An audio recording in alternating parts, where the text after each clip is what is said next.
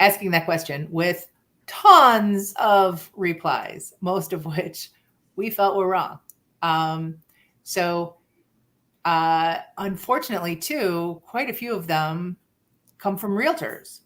And I think it's a big mistake when realtors jump on these posts. I get that we all want to contribute to the conversation, but I think when we jump on the post with bad advice, it makes us all look bad. So blanket advice about that. Yeah, blanket advice. Mm-hmm.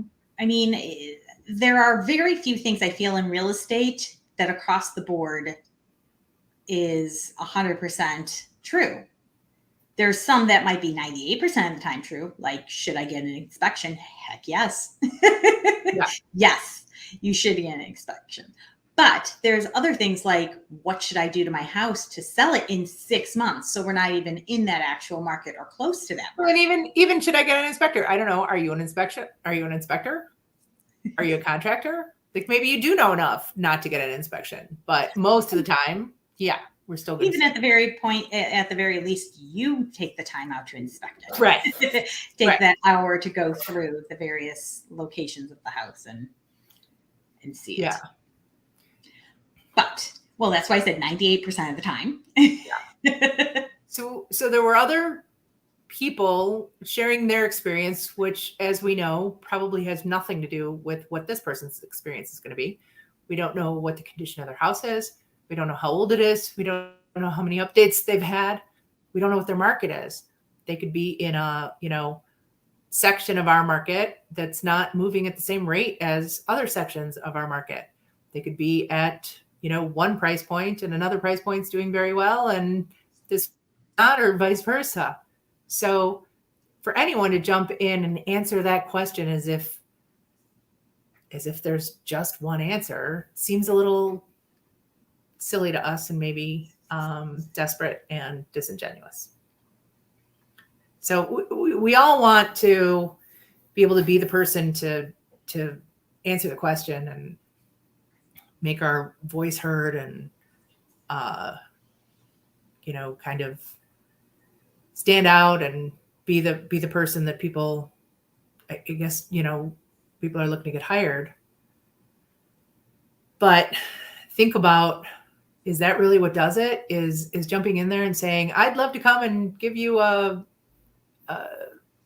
presentation. How does that, make us all look? Well, and then of course, when, in these instances where the realtors are saying, oh, in this market, don't worry about anything.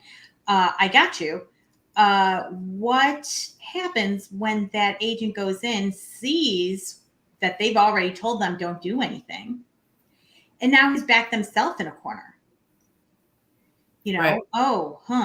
And not telling the clients that by saying no to putting $15,000 into their house is now going to cost them 30 or 40. Right. Or more. I mean, I'm talking from my small market. There's much higher valued houses that those things are expected.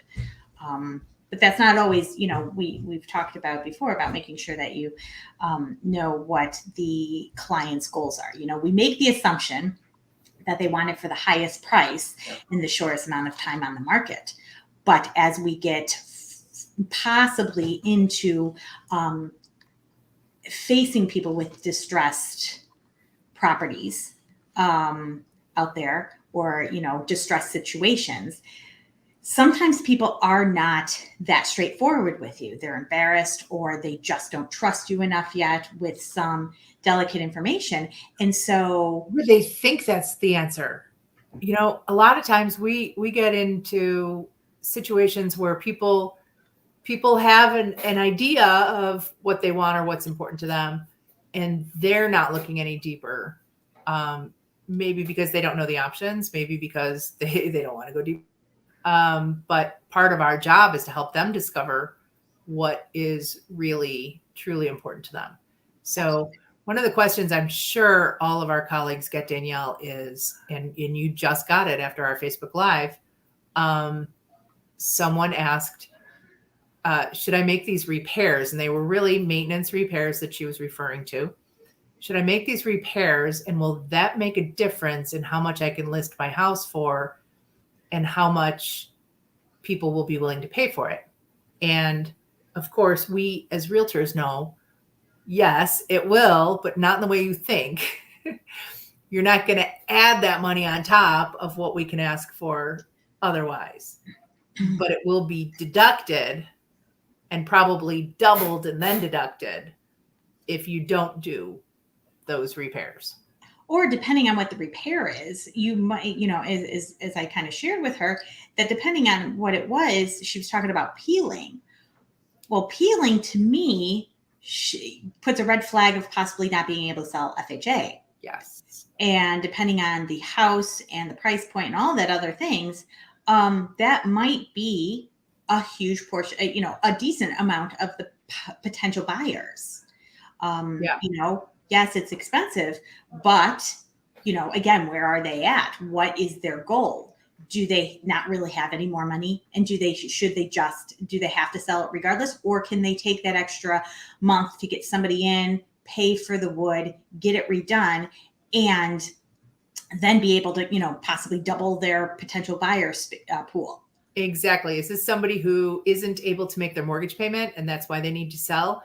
And so that's out of the question and they need to figure out, how to get it done. Then we're in a point where we just need to price really strategically and hope that they have enough equity to span that. Or they need to figure it out, borrow $1,000 from somebody so that you can get those things taken care of, because it's probably going to make a $10,000 difference in your net. But you bring up FHA, we typically see FHA buyers at a specific price point. And that might be a little bit different in each market. But if it's a $200,000 house with peeling paint, you need to worry about whether it will pass FHA and whether that knocks out those buyers and their financing. If it's a $700,000 house with peeling paint, you're probably not worried about FHA buyers, but what $700,000 home buyer is going to accept a house with peeling paint? Exactly.